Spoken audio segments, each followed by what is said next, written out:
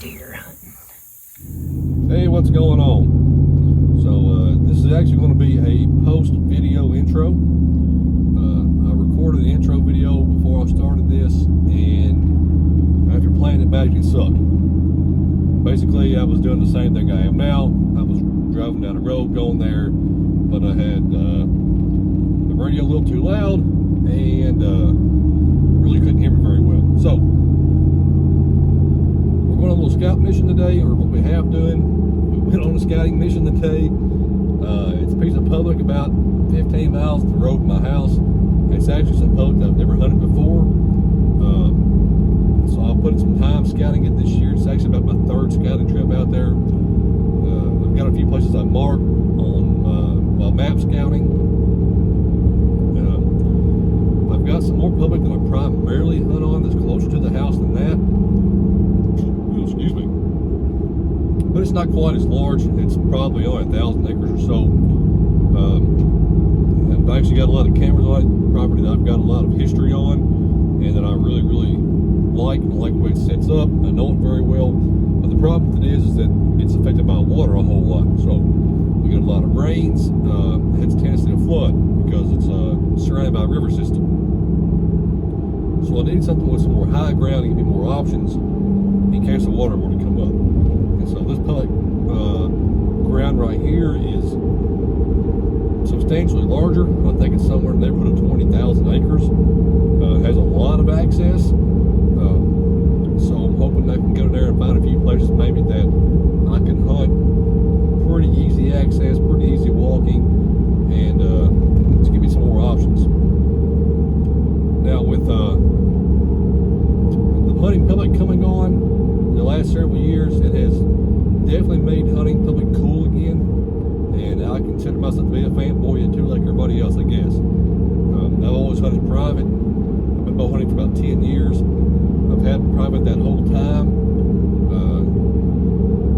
This past year, I actually lost the last piece of private that I had, and it's not because of me, it's because of outside pressures, right? So other people paying the lease and things like that. So I was kind of forced to go to public, and but I've actually really enjoyed it.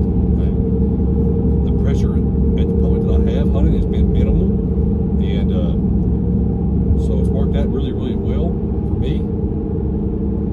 I actually was getting kind of bored with bow hunting on private because I was doing the same thing over and over, going to the same pre-hung sets and seeing the same stuff over. It was getting kind of monotonous. And so actually this mobile hunting on public has really reignited my interest in bow hunting. And actually my passion, my desire to hunt now is probably as much, if not more, than it ever has been because of this style of hunting. So I really love it. I really love packing the stands in, hanging new trees every single time. This year we actually got a saddle set up for the first time, so that'll be kind of interesting watching me swing my damn tree like a monkey. But hopefully this will be somewhat entertaining. My goal is to continue recording all of my hunts this year and record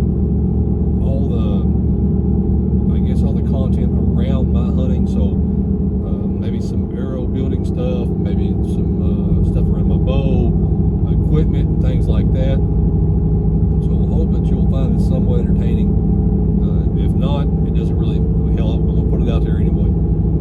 Because there's another primary goal or reason behind what I'm doing. So, and I may explain it at some other later time, but for right now, hopefully you'll enjoy what you see, and we'll send out this first video. Appreciate it. All right, so this was the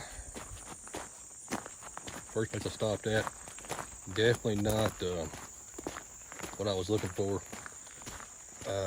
It's just a series of really steep ridges, and there was not a tremendous amount of old sign left in there, and the ridge tops were extremely narrow fingers, so I don't believe it's going to work out for what I'm looking for. You would have to set up right on top of the damn ridges, essentially, so that ain't worth a damn. You'd be sitting shooting straight down.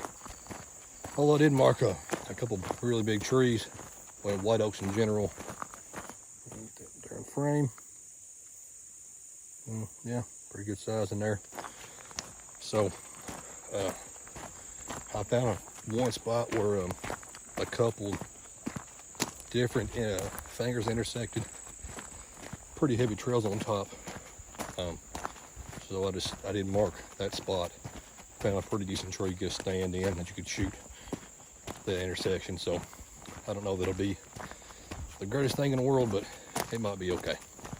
So we did do that. We got that one spot checked out. I can mark it off the map, and we'll move on to the next spot. These two spots actually, sorry, sweating like a damn whore in church. These two spots are on public, but they are actually just right across the public line, and so I figured I just dropped pins on these because of that reason, and two, this is mostly all reclaimed mine ground, and there's not a tremendous amount of oaks, so I was trying to find.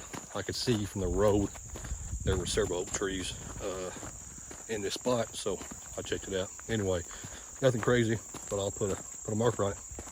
All right, on to spot number 2. All right, so here we go, spot number 2, and we are heading to the woods here.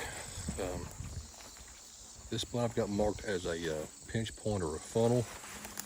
So I backs up a big water hole for the middle of the woods, and so we're just going to ease up in here and see what we can find. Damn, we're in the spider webs all right.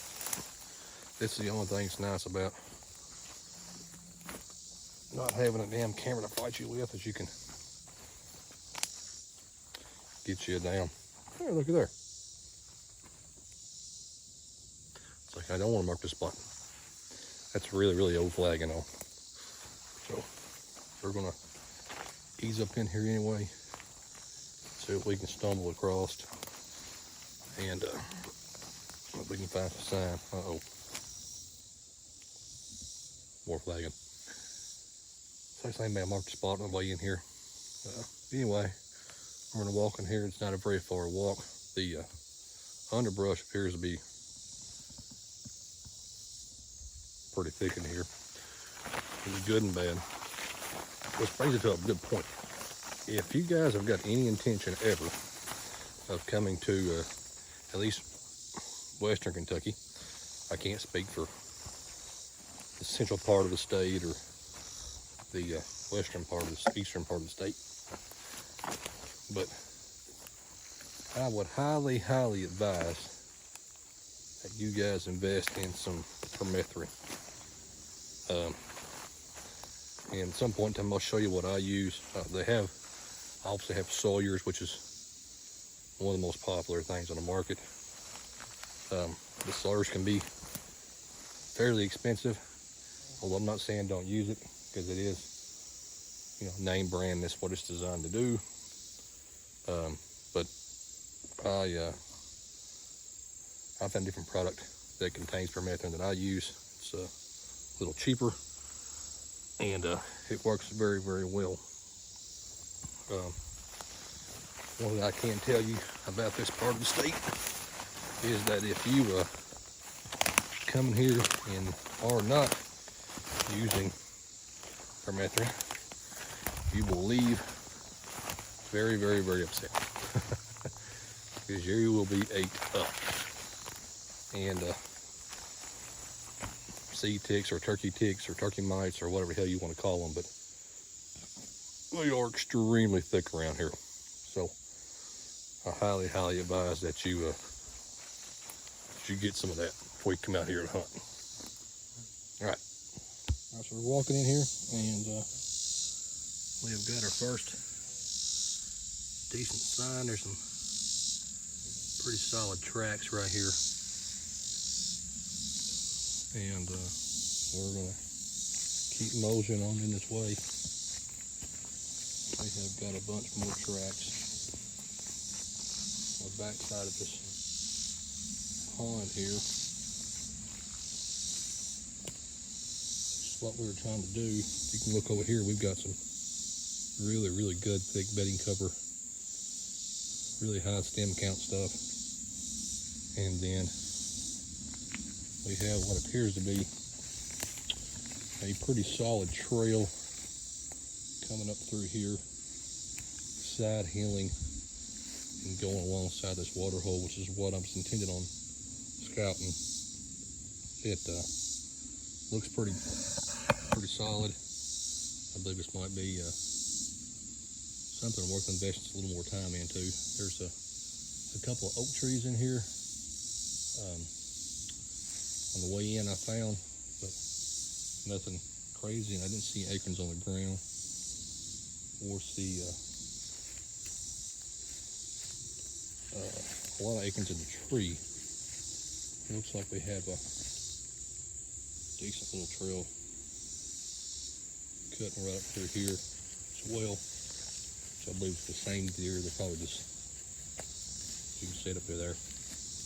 Again, this side hilling. So walking here a little further, see if we can see anything that sparks our interest. There's a little rub from last year. Right, onward and upward. The primary trail I was on that was kind of hugging that water's edge splintered or branched off quite a bit, and one of them kind of came up this hill area here, so I followed it up along this ridge side, and that's a big one there. If I can get him on camera. Ew. I hate spiders. Still haven't seen a tremendous amount of old buck sign. It does look a lot better in here. We have a lot more stem count stuff. You can see down in there. Well, this stuff has been heavily browsed, and so it looks like it may be a little more promising. We have a very thick edge. Eesh, more spiders. Very thick edge right down here.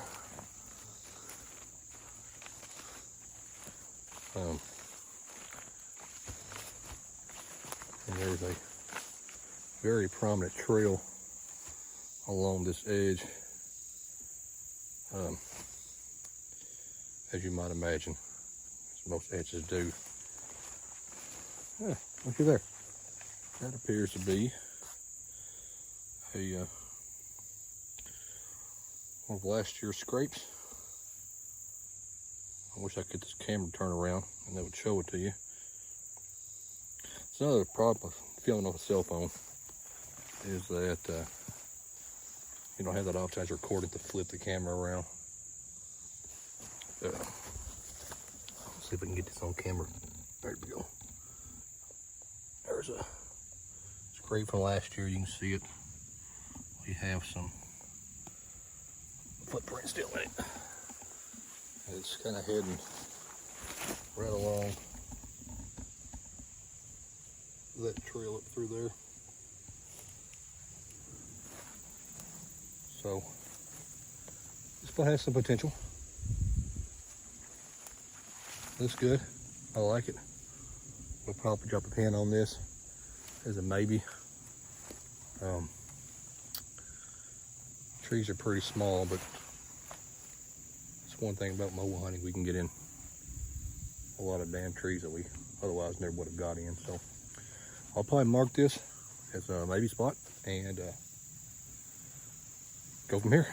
So I walked this main trail all the way to the back as far as I could, and to where the woods pretty much ended. And it got to be just really gnarly shit, stuff you can't even get through. No trees, just what they call bullshit, reclaimed mine ground stuff. But I walked to that point. The trail's just sort of dissipated. I did find a spot where there is a trail intersecting through this super really thick stuff on the other side of this little drainage ditch.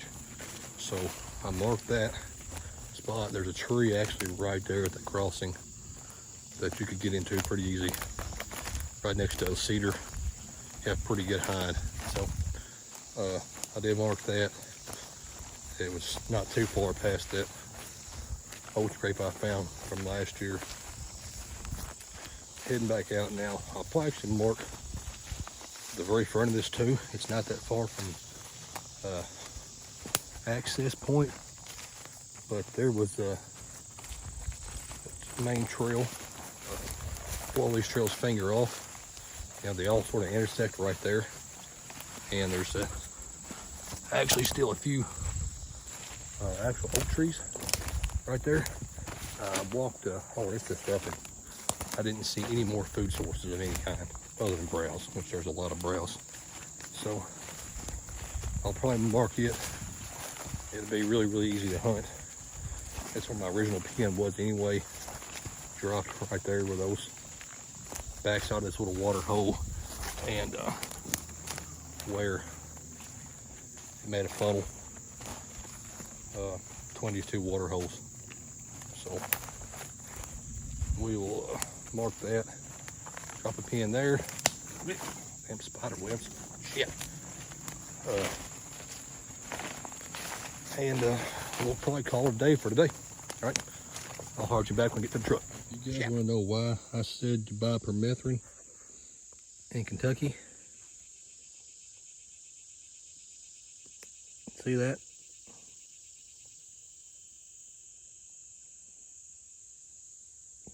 Listen to me. If you ain't wearing permethrin, you're in big time in trouble. All right, guys. So we're back. That was spot number 2. That's about all we're going to scout for this afternoon. Started kind of late anyway. It rained most all morning long. Recognize that sound? It's bigger 30. So anyway, scouted a couple of spots. Nothing that's incredible. Again, this is my first year out here even looking at stuff. I don't know how to even hunt out here, if I hunt that much out here at all. But I did want to pin a few places, mark a few places, put a few trees that on my map that I could climb, that might give me something just to go look at if some other spots are not panning out, or if just for quicker access. So most of the stuff that I have on my other property is long access, water access, or a 1.5 mile plus hikes. And so having some stuff that's a couple hundred yards, it's going to be it'd be nice. So got a couple more places out here that I want to look at as time goes on, but for today we're gonna that's good, probably call it quits. Now, like I said earlier, if you guys have any intentions at all of coming to Western Kentucky, if you're some kind of a scent control freak, I don't believe in any of that myself personally. I have, and I used to spray every damn thing you can imagine under the sun. I just found for me it's just too much work for minimal to no payoff. So, but anyway, what I'm getting at is if you think you're gonna come here, especially September into October, and just use no bug spray of any kind or tick repellent of any kind, more power to you. But you'll probably wind up in a hospital, and that's not me. If you think you're gonna come here and spray a little bit of some kind of a cover scent that's also got some kind of a natural repellent, you're screwed too. It's just not gonna work. So I personally wouldn't even trust just spraying them off with how thick they are out here. So treat your clothes with permethrin of some kind, whether you buy name brand Sawyer's or you go find some stuff in bulk from your local. Right here we have Rural King. I know other places they have, there's other farm stores or supply stores, things like that, that have that type of stuff for horses and cattle, what the hell have you. So let's take a look real quick and see what has happened since we put the permethrin on. And them little guys ain't moving much. So they will still get on you. And you can't avoid that. They just stick to you instantly. So, but they don't survive long with permethrin. And permethrin lasts a while too. You can actually wash your clothes after you've used it a few times and it still be good. You know, I'm a little bit more leery of that. I like to retreat way more often than what they recommend because, I mean, as you can see, when we walk through the woods there, there are literally thousands of the turkey mites or seed ticks or whatever you want to call them around here. So anyway, I would like to say the reason why I'm even doing this. So I know before on the road I was talking about how I really have always wanted to film my hunts, and I have. You know, I really would. It gives me something to do. It kind of gives my mind something to play toward. I love to bow hunt, and it helps to ease my mind, stresses and anxiety and things. But it's also kind of one of those things I've always wanted to do. I actually heard this from a channel. It's called Untamed, and the guy who runs that channel said the reason why he started filming was that he wanted to leave behind some kind of record of himself. You know, he just said he'd always heard stories about his grandfather, his great-grandfather, and things they had done, and all it was just stories that are passed down, which is good, but it's not the same thing as having, you know, live footage, live video. So well, the reason why I want to do this too is to have some kind of record for my kids someday to see, or my grandkids or whatever to see, you know, how I really was, how I really acted, you know, and to see what, you know, passion I really had. And this is definitely one of my passions for sure. Well, it's probably the greatest passion that I have recreationally for sure. So anyway, there'll be more of this kind of stuff to come, and I hope you appreciate it. And until next time, bigger clock somewhere, man.